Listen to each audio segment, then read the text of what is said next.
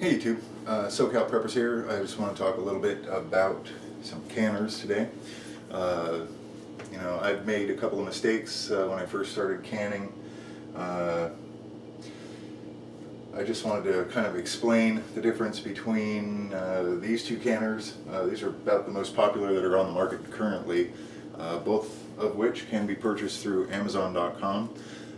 Remember that Lowbuck Prepper has that thing going where any of the revenue that he makes from people purchasing through his website, lowbuckprepper.com, he will give to Storm Relief 2011. So if you do choose to purchase a canner through Amazon, it'd be great if you could go through his site and help out Storm Relief 2011. So anyway, basically I have two canners here. This is the Presto 23 quart canner, and here is the All-American 27, I believe it's 27 and a half, something like that quart. I just wanted to explain a little about either of them. We'll start with the Presto. Let me move the camera here so you guys get a better view on things. Okay, so this Presto canner has basically all the same features as the All-American, with an exception that I'll get into later. Typically you'll have a vent pipe that you'll have a restrictor that you place over the vent pipe that allows steam to accumulate inside, or pressure to accumulate inside the canner.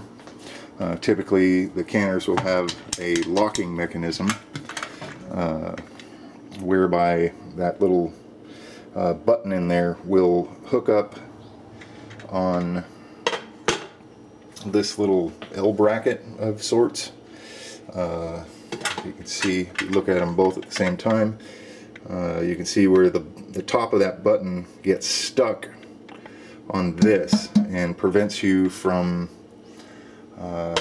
opening the canner while it's still under pressure. Another difference in these canners is if you look at the profile of this aluminum, both of these are aluminum. The profile, the gauge actually of that steel or aluminum is fairly thin, which isn't necessarily a bad thing. It just doesn't retain heat as best as a thicker model. Another difference is on this canner, the lid has a seal. This rubberized seal, it goes all the way around the lid, and that seal actually connects up to the outside rim of the canner, whereby forming a seal and allowing pressure to build up and without leaking. Most canners these days do come with a pressure regulator, and this one actually kind of shows you important places to note as far as pressure goes. There's a little line under 5 and then 10 and then 11. Most of these are fairly suitable pressures depending on what you're doing. For canning meat, obviously you'd want to be up in the 11 pound or 12 pound range depending on your altitude that you're cooking at.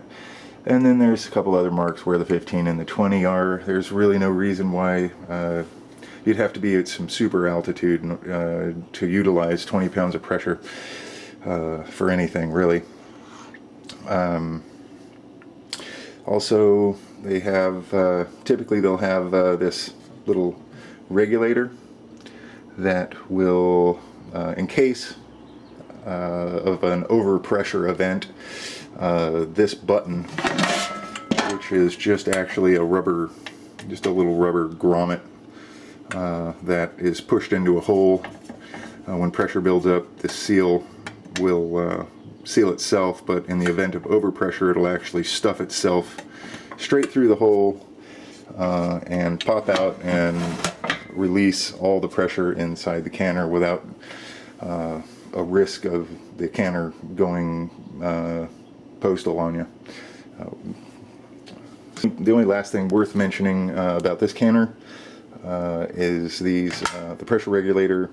Basically, these types of regulators will regulate or begin regulating at 15 pounds, which isn't necessary to do meat or any kind of vegetables. It's actually too much temperature.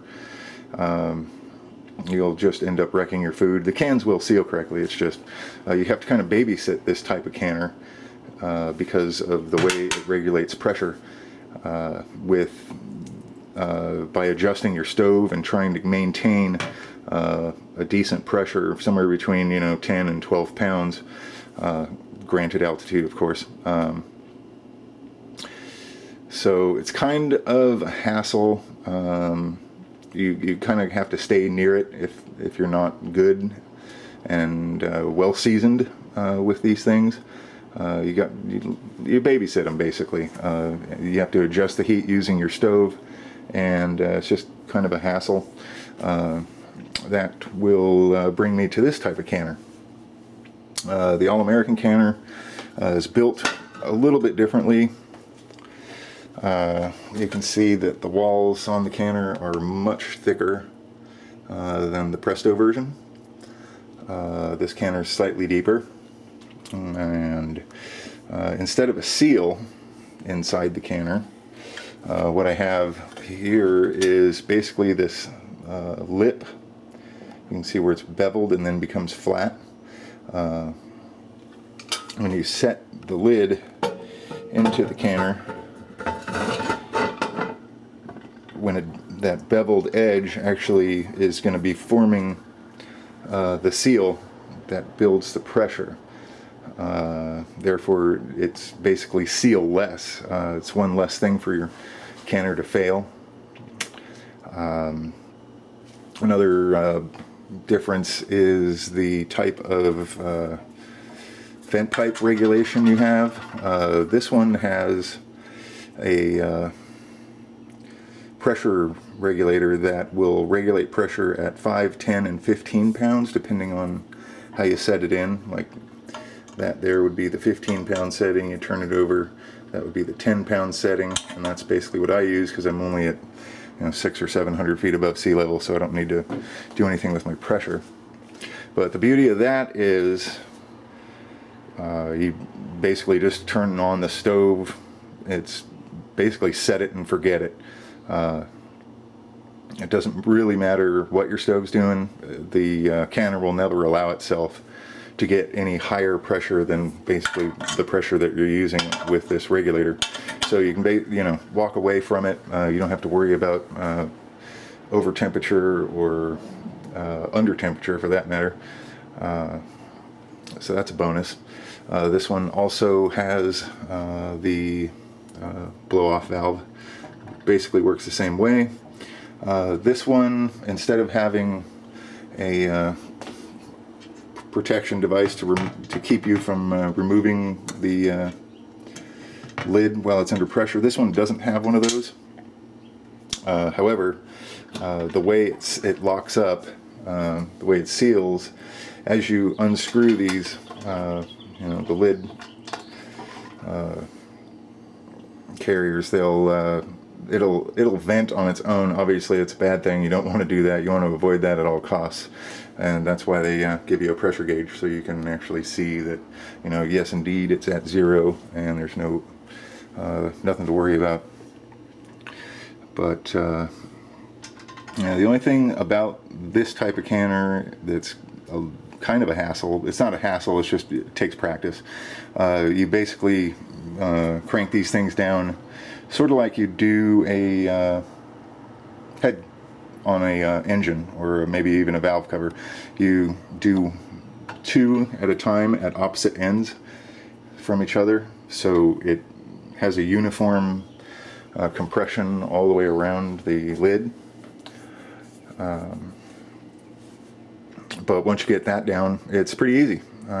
It's way more convenient than using something like this, because this one, it self-regulates, so there's no chance of overpressure and over temperature.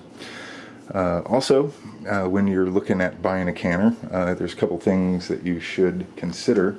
that typically canners don't come with. For instance, an extra parts. You know, here's an extra pressure gauge for the Presto, and we have more spare parts. The sealing ring for the lid. This also comes with the overpressure plug, as you can see here. Thing down there in figure C.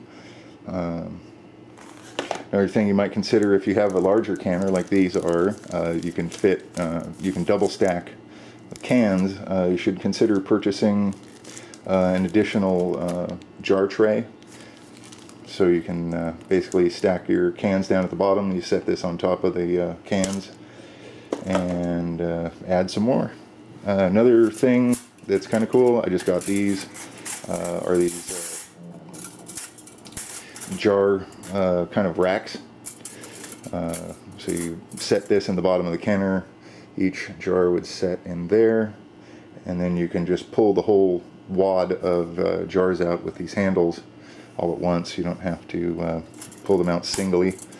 And they're kind of cool. They also work like a stacking type thing, where you'd have a set of jars and you'd set this on the next set of jars and add them one on top of another. So that's kind of cool. You might consider that. Also, I'll go over here.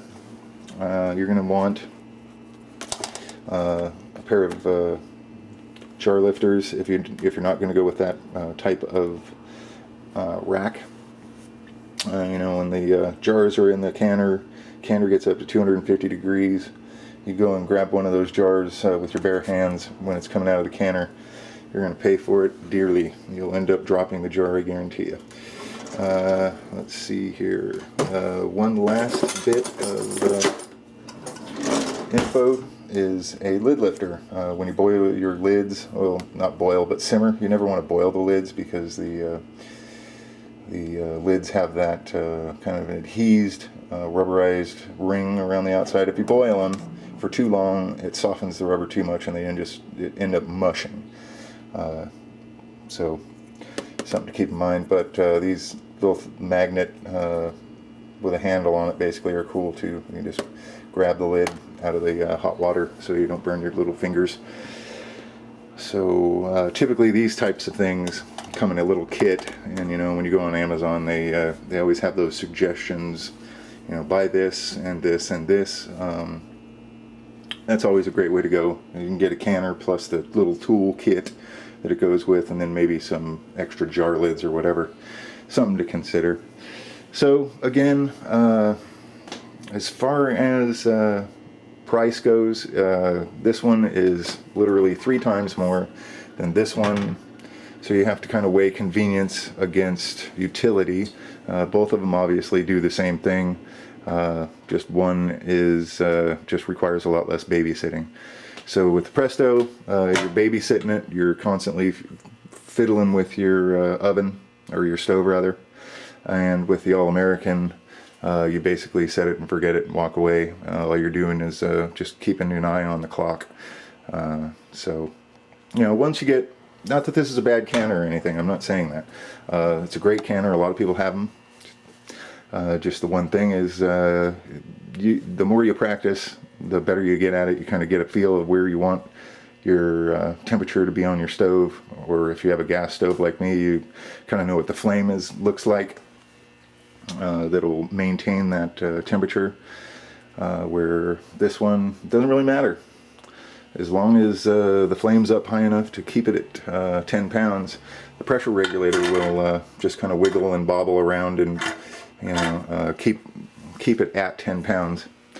And I just like it better. You know, I'm a multitasker, so I don't want to sit here and you know, constantly be coming to the stove just to make sure I haven't dropped below 10 pounds, or I'm pegging it out at 15 pounds. So anyway, guys, it's just a quick video on canning, what you're going to get when you can, or buy a canner rather, and maybe some tips on what else to purchase.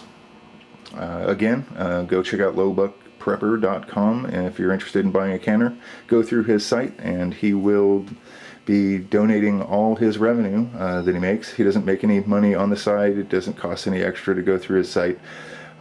He's just passing it along to stormrelief2011.org and helping those people out there that need it. All right, YouTube, thanks for watching. Take care. SoCal out.